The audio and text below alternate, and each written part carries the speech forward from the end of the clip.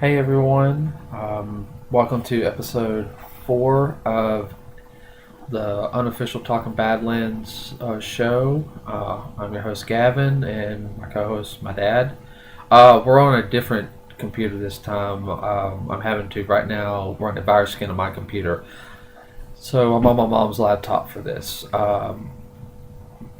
Most likely, the next one we'll be doing that one off of my camera, so it'll actually be a little smoother. I'm hoping also we're going to test that out a little bit. So that one probably the fourth episode, fifth and sixth episodes will look a lot better. I just also forgot the audio for it. Okay, now getting on to what's been going on. Like I said, I apologize for us not having the episodes up as much. My current job is causing a lot of problems with that. Give me free time to go. I'm going to bed.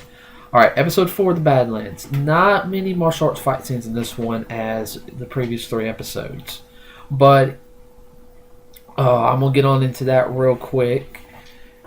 I don't think there's a lot of martial arts. They could have done more, but the reason why they didn't, I think, because they're setting up the story. Alright, your first 3 got you involved in it, what's going on, and sometimes action scenes can help set up the story a lot better than dialogue. And you want to keep the audience interests. So the first 3 episodes was very well balanced between fight scenes, story, like that. This one had a lot more dialogue, but if you watched the previous 3 episodes, there's a lot of questions that were like, what's going on? It helped start setting up a couple of more questions and answered some. The biggest thing we got to see this time was we got to see a little bit more relationship between the current Baroness, and I can't remember her name. I know the Baroness's name is Lydia, and the new wife coming in that the Baron's going to marry. There's kind of a rivalry between them, or so. The new one, the blonde girl, I can't remember her name on top of my head. What she thinks. Well, the Baroness is more sneaky and conniving than what she appears to be. Basically, sit there and said, in so many words, says, I know you're also sleeping with my son. So that kind of set her up to a whole point like, oh crap. This in turn means that the Baroness actually knows more about what's going on than what she's letting her husband know, or even Sonny know. The regent. Well, I think you summed it up pretty well. The Baron's first wife of the Baroness. Please pay. That's one of my cats. Yeah, sorry about that. That's my cat. Come here. She is very attuned to what's going on. Ouch. Sorry. And like Gavin said, she is setting up her own play for exactly what, I don't know, either to have her husband, the Baron, all back to herself, Queen all back to herself, possibly expand the territory or take over. Don't know yet. It hasn't really been revealed at this time, but there is a backstory there. What it is specifically, we do not know at this time. She also lays into a hint that there was another wife before, which is the first time we've actually heard anything about there being a second wife. Her name was Beatrice. She supposedly died from natural causes, but as the current third wife, now she's about to find out that she was basically poisoned, and that was through the poppy plants. Like there was a natural poison plant that was planted with the poppies to keep the rats from eating the poppy plants. Basically rat poison. Natural rat poison. Natural rat poison. So basically she kind of learned that she's not safe there. At the same time, she tries to push the Baron's son away. God, what's his name? Ryder. Tries to push Ryder away. And of course, he's being very resentful, which I'm not saying Ryder's a nice guy, but I can kind of understand why he has a chip on his shoulder. What you saw from the last episode 3, how they explained how he lost part of his foot. Also, how the fact is that the Barons just basically sit there and said, This happens. His mother called him and said, I understand, basically really his problem is his family life sucked, all right? But instead of rising above it, he's just going below and being sneaky and conniving, just like his dad. In some ways, his dad is molding him to be just like him, but he has not realized it yet. Because the more he bucks up to his dad and everything, his dad gets kind of a little sly gleam like, that's the son I know. That's what I want you to be. Now, as you can tell also through episode 2, that the Baron has a tumor in his head. Okay, now he's asked Sonny's girlfriend, who's pregnant with his child, by the way, save me, help me. All right. Basically, he's now also regretting the fact is that he killed her parents. He was more afraid that that information was going to leak out. He was not thinking rationally. He went on impulse. He was angry. I can understand being angry, maybe throwing a fit and everything, because no one wants to hear that they're going to die like in 6 months or so. But she kind of sits there and tells him that my father never taught me that far. I can look at his notes and I can learn, but I don't have the expertise that he had. The hands-on experience that he would have given me. Right. So basically, she kind of laid on, I'm not fully trained yet. I am very well trained, but I'm not there yet. So the Baron at the same time had that look like, I messed up. Yeah. And she basically told him, I can operate, but it'll be a crapshoot. Yeah, basically, you got to think. Maybe 50-50. You got to think, though, even and it's really hard to understand. They're still researching even today some of the more ancient, and I'll get into that here in a second, medical methods. But about the turn of the century, last century, some operations were easier to do than others. Anything doing with the brain, there was a 95% chance you were not going to make it. Now, there's a lot of people who studied, which has been seen like in ancient Egypt, where they did surgeries on the brain and everything, and supposedly it was successful, but relieving pressure. Relieving pressure. But a lot of those techniques have been translated well over the centuries, because the hieroglyphics it's not the easiest to read, and notes were not very well kept like they are nowadays. Really, if you want to think about notes as we see it, someone keeping a note and a progress is pretty much better on record from my recollection since about the 1500s, 14th century, where people start taking better notes, right before the Renaissance. The techniques that the Egyptians used is called trepanning, where they would actually cut out a piece of the skull anywhere from about a dime size up to about a silver dollar size. This method was also used in South America, but it was more for religious reasons, to let the evil spirits out of the head. Yeah, so basically, with her not having her father there, she couldn't perform any of these operations that could possibly prolong his life or even save his life. If he waited, her dad could have said, hey, I might have a method. It's a 50-50 chance. I'm looking to research it and everything. But you have this time limit. There could be a possibility. Kind of already got the feeling she said, I can give you some medicine to help. It might cure it if you can survive it and everything. I kind of got the feeling she was being very nice to him and sympathetic, but at the same time she goes, I'm going to poison your butt. Which a doctor could, and that especially poison, and nobody would know any better. Alright? Which is actually very common, and especially in more medieval times or feudal times.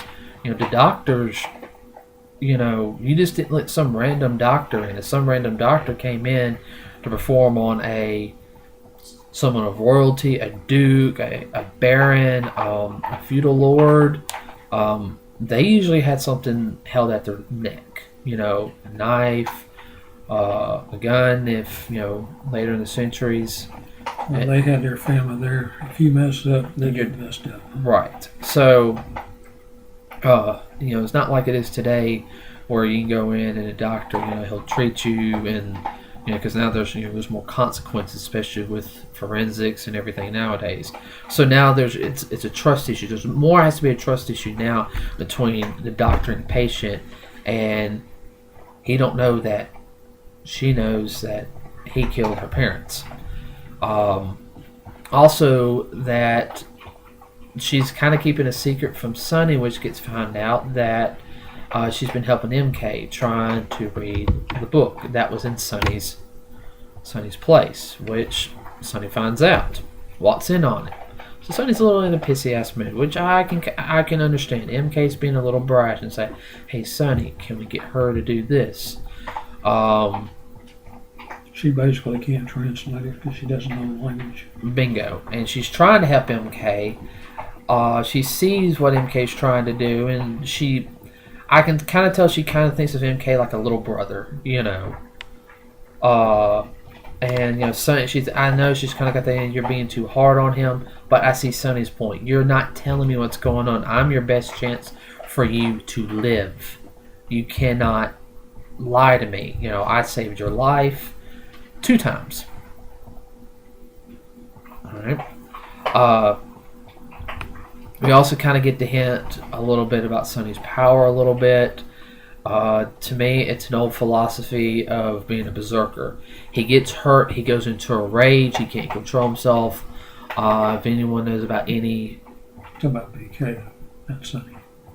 I said MK. Oh, MK. Oh, okay. Yeah, I'm talking about... Yeah, that's what I'm talking about, MK.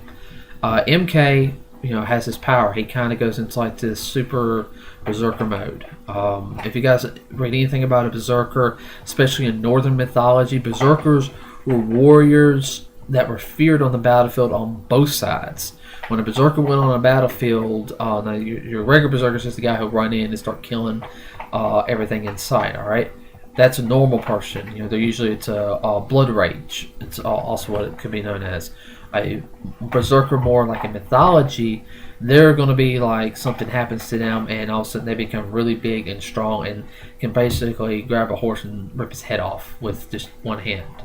I'm giving an exaggeration, but especially if you're a D&D player, a berserker, and you're a level 5 paladin, and you're facing a 25 level berserker, you're going to lose. Alright? Very, very badly. He's an old D&D player, everybody. He's first generation D&D. That's the best way I can think of saying it. Okay. Also, moving on. The widow is very much being very manipulative. She knows she's not strong right now to take on anybody head on, so she's using stealth and cunning to get her way by hijacking gold from another baron. And she hijacked a gold train that belonged to Zephyr's baron. Right, Zephyr's baron. I can't remember his name on top of my head. I actually know the actor. I've seen him in a couple of things. He's a really good actor, but I will have his name for the next episode. That cat is not going to be happy unless he's on your shoulder or mine. Alright. So, of course, they set it up by dismembering one of the heads of one of the Baron's clippers, Sonny's men. Alright, now this, of course, sends up a little feud up. Basically, this is where it gets confusing. You got to keep a scorecard. Right. Who's trying to outmaneuver who? Right, and we kind of get with the widow is she has a plan, but the problem is it's not saying her plan's not a good plan. The end result isn't, but how she's getting to it is not right. She wants a more equal footing area for everybody, but the problem is her methods are not conducive. Mm-hmm. In other words, she's willing to start a war to get the job done. Instead, hey, we're going to go kill the Baron and get this over with so we can... Situational ethics. Mm-hmm. Don't interrupt me. I will hit you. see, maybe I lose my train of thought. She is willing to sacrifice her daughter because and her other daughters, her adopted daughters. It's already been kind of told, so you will do what I say, don't ever do this and everything. She's very much authoritative towards her. I'm not saying she doesn't love her, but she's more focused on her job right now instead of, than anything else. Which we'll get probably a little flesh out in the next 2 episodes more of the widow. We do kind of get a saying that the reason why she did kill her husband was because her husband was about to go rape their daughter. So, I could see, a mother killing the husband for that. That's protecting her child, especially a scumbag like that who does that to kids does not need to be lived. All right. Moving on from there, MK is training like he's supposed to, but he's still cocky. Here's some people and everything. It reminds me of Damien. I know you don't know who this is. Damien from the new 52 DC universe. Okay, the 52 universe. Cocky Damien, the son of Batman. If you guys see the animated stuff, it's the exact same attitude. I know it all. I'm better. Doesn't get his way. He pouts. He whines. He does what he wants to. MK just needs a good old fashioned, pardon my language, ass beating.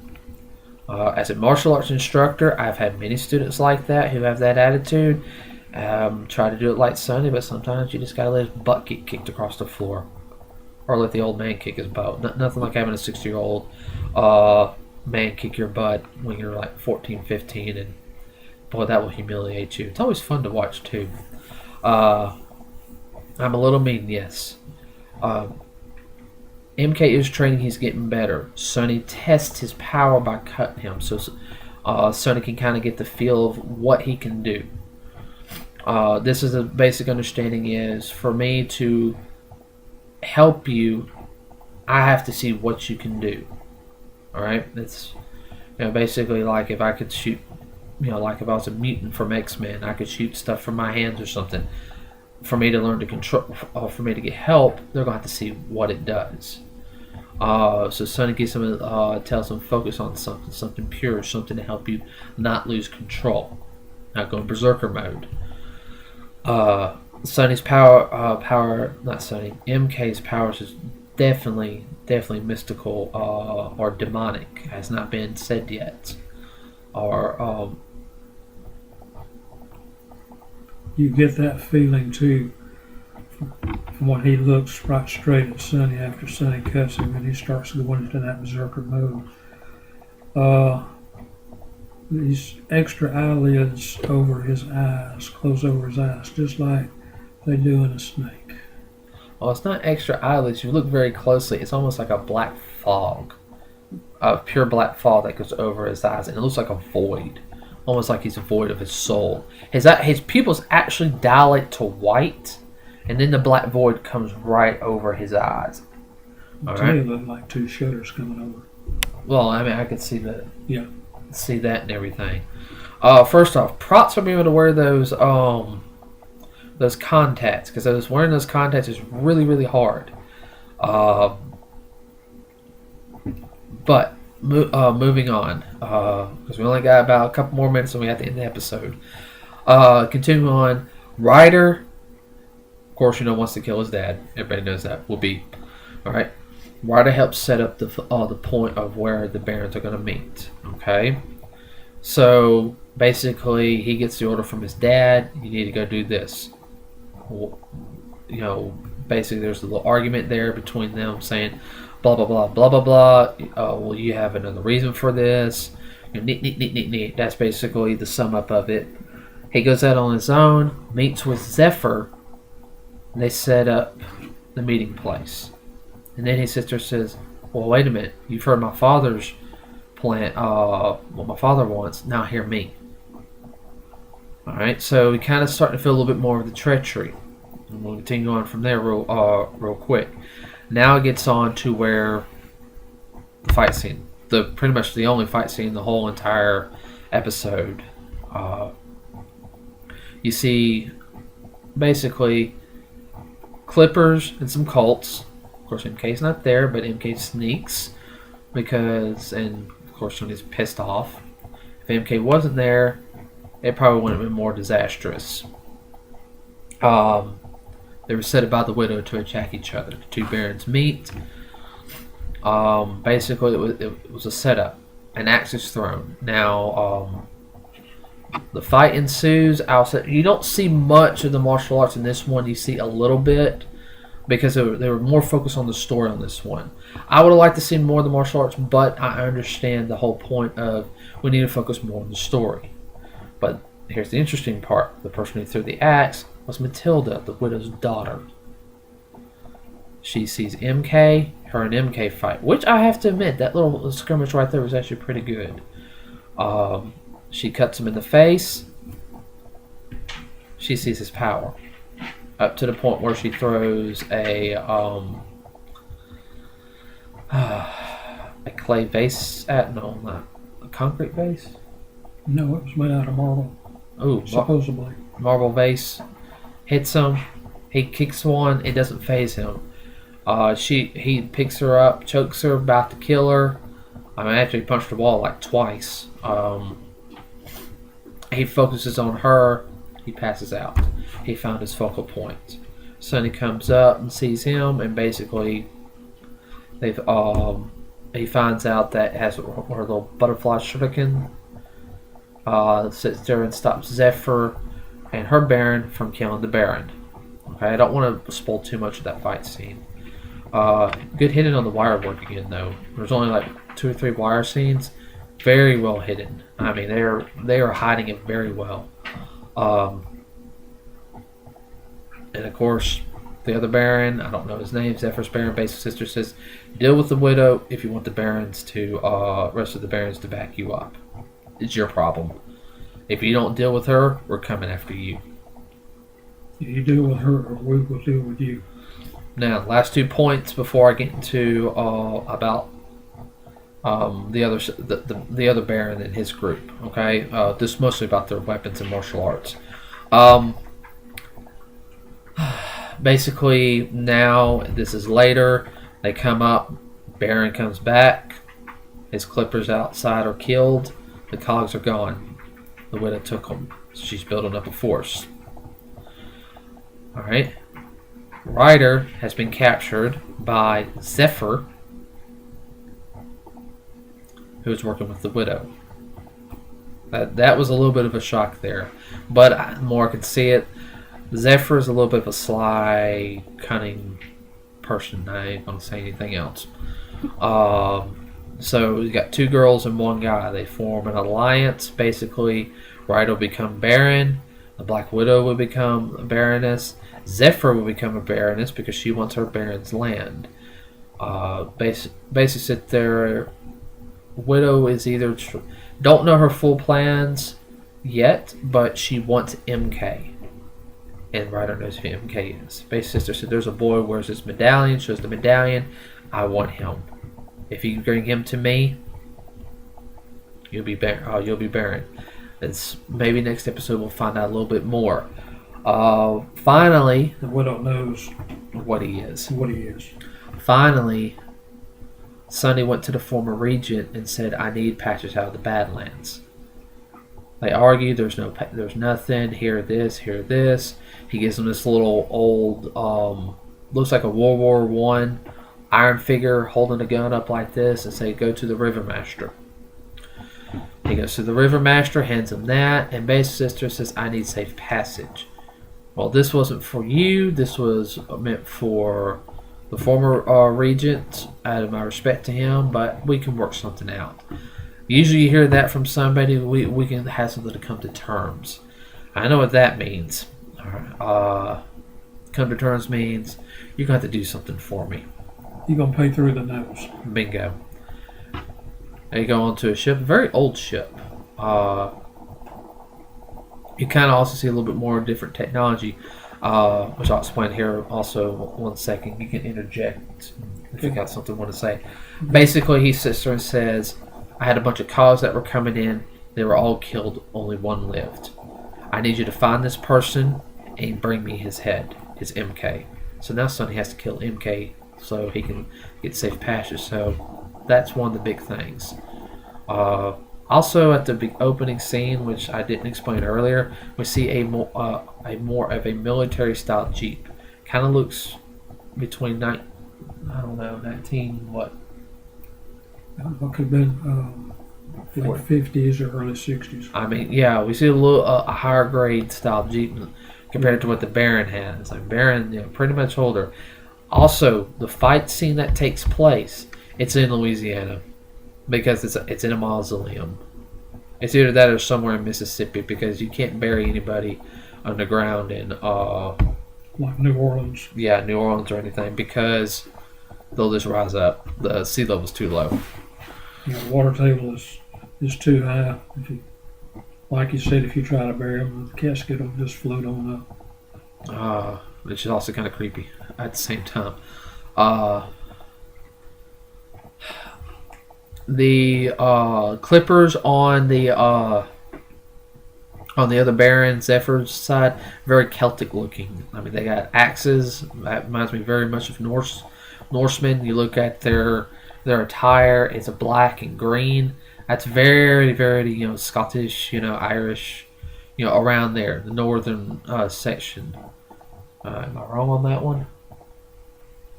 Yeah, it could be Celtic. It could be Germanic. Dramatic. I mean, it's around that region. I could be wrong. Yeah, Northern And she has a broadsword, very nice a broadsword that's like blunt on one end. I haven't really, but the handle's more of a broadsword.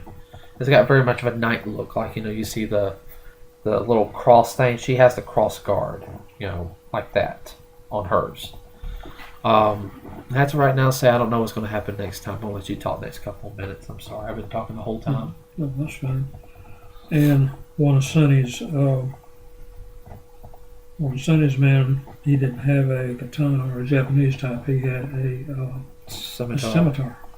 Yeah, very Middle Eastern type. Yeah, Middle East. So we are starting to see a little bit more different variation of weapons. I think Sonny's right now the only one has like a katana. He has a katana and a waukesha.